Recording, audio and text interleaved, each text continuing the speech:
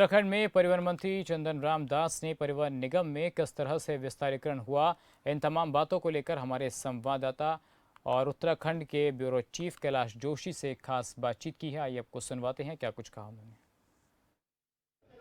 इस वक्त हमारे साथ बात करने के लिए मौजूद हैं परिवहन व समाज कल्याण और एमएसएमई मंत्री चंदन राम दास जी। आइए उनसे जानते हैं कि उत्तराखंड परिवहन निगम में इस बार जो क्रांति इनके आने के बाद हुई है उसको लेकर बातचीत करते हैं। सर, सबसे पहले तो आपको दीपावली की बहुत बहुत शुभकामनाएं। धन्यवाद आपको भी, आपके चैनल को। सर, जो क्रांति दिख रही है परिवहन डिपार्टमेंट में इस बार जो है, जो कर्मचारी हैं 2800 कर्मचारी, उनके डीए में बढ़ोतरी हुई है, उनके वेतनमान में बढ़ोतरी हुई है। जहां परिवहन विभाग जो है 6-6 महीने तनख्वाह देने के लाले होते थे, वो क्रांति कैसे लेके आए हैं?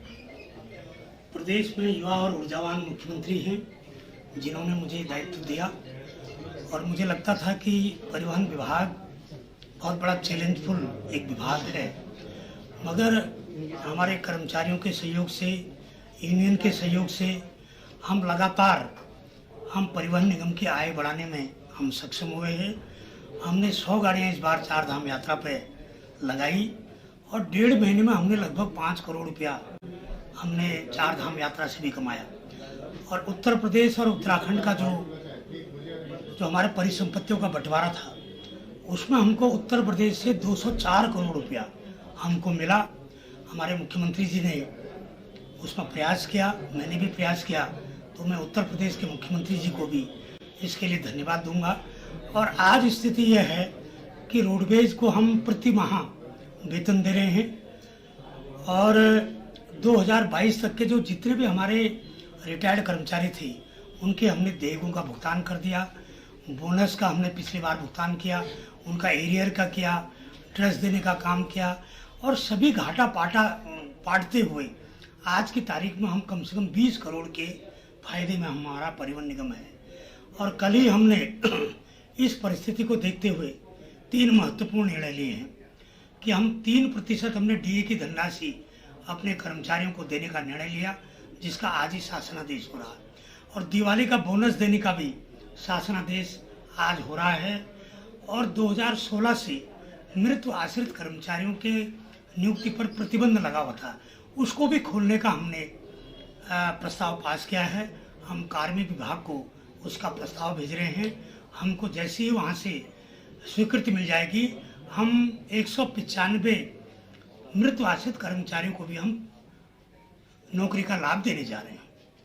अच्छा, बसों के बेड़े को लेकर काफी चर्चाएं चल रही है, आपके बयान भी सामने दिखाई दे रहे हैं। कितने बसों का जो बेड़ा है वो आप उत्तराखंड परिवहन निगम में जोड़ने जा रहे हैं और कब तक वो बेड़ा जो है उत्तराखंड परिवहन निगम में जो है सम्मिलित हो जाएगा? देखिए, मैं बेंगलोर के कार्यक्रम में गया था अपने सड़क परिवहन मंत्री आदरणीय गडकरी जी की प्रेरणा से। हमारे वहाँ CNG और इलेक्ट्रिकल बसों को लगाने की बात चल रही थी, जिसका 5 बसों से मैंने शुरुआत कर दी है। हम 200 इलेक्ट्रिकल वाहन प्रदेश में चला रहे हैं, 200 हम CNG के वाहन चला रहे हैं और 200 वाहन हम पहाड़ के लिए छोटी वाली अपने अनुबंधित बस हम लगाने जा रहे हैं और 60 बसें हम परिवहन निगम के पैसे से खरीद रहे हैं, जिसकी टेंडर की प्रक्रिया हमारी शुरू हो गई है। हम अपने 915 के बेड़े में लगभग 610 बसों को चला के हम 900 से 1500 का बेड़ा इस प्रदेश में परिवहन का करने जा रहे हैं, जो आने वाले समय में परिवहन बेड़े में नया कीर्तिमान पैदा। प्रधानमंत्री नरेंद्र मोदी का 2 दिवसीय उत्तराखंड प्रवास का दौरा था। बद्रीनाथ, केदारनाथ में वो रहे और माणा गांव में जो हमारे ग्रामीण अंचल की बात करते हैं, जो बॉर्डर के जो गांव हैं उनको मजबूत और सशक्त करने की बात वो कह के गए हैं। आप किस प्रकार से इसको देखते हैं? प्रधानमंत्री जी का बाबा बद्री केदार का दौरा एक स्वर्णिम अवसर उत्तराखंड के लोगों के लिए है, जहां रोपवे का शिलान्यास हुआ है, कई निर्माण कार्यों का शिलान्यास हुआ है और एक सांस्कृतिक विरासत के रूप में, धार्मिक विरासत के रूप में बद्री केदार की जो स्थापना हुई थी वो पूरे विश्व में गौरवान्वित उनका ये दौरा हुआ है।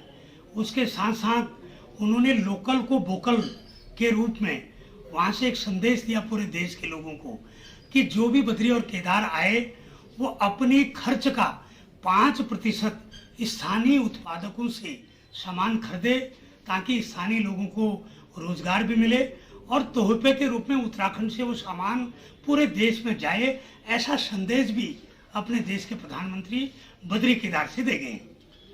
एक आखिरी सवाल मंत्री जी आपसे यह है कि परिवहन निगम जिस प्रकार से आपने अभी बताया कि परिवहन निगम इस वक्त घाटे से उबर चुका है और अब आपकी क्या कार्य योजनाएं हैं परिवहन निगम को आप जो है लगातार ऊंचाइयों तक पहुंचाएं, उसके लिए क्या कार्य योजना बनाई है? पहली कार्य योजना ये है कि जो हमको 300-400 करोड़ एडीपी से मिला है उससे हम बस ला रहे हैं। उसके बाद जो पैसा हमारे पास अभी बचा है उससे हम आईएसबीटी बनाएंगे, हम रोडवेज के डिपो बना रहे हैं, हम कॉमर्शियल डिपो बना रहे हैं, हम जितने भी स्टेशन हैं, डिपो हैं, उनको हम आधुनिक बना रहे हैं ताकि उसकी आमदनी भी बढ़े, लोगों को उसका लाभ भी हो, यात्रियों को भी लाभ हो और उसकी आमदनी लगातार बढ़ते रहे ताकि रोडवेज और मजबूत स्थिति में आए। ये हमारा आने वाले समय में एक रोड मैप है। तो ये थे परिवहन मंत्री चंद्रराम दास जी जिन्होंने खबरपात से एक्सक्लूसिव बातचीत की है, जिन्होंने बताया कि उत्तराखंड में किस प्रकार से परिवहन निगम को उभारने के लिए जो प्रयास किए जा रहे हैं एडीपी के माध्यम से हों या फिर जो इस वक्त इलेक्ट्रिसिटी बसों को चलाने की बात हुई है, परिवर्ती मूल में 200 बसों को लेकर वहाँ के जो परिवहन निगम की समस्या है उनको उठाने की बात की है, उसके लिए विस्तार से चर्चा की। वीडियो जर्नलिस्ट राजन पटोला के साथ मैं कैलाश जोशी, खबरपात, देहरादून।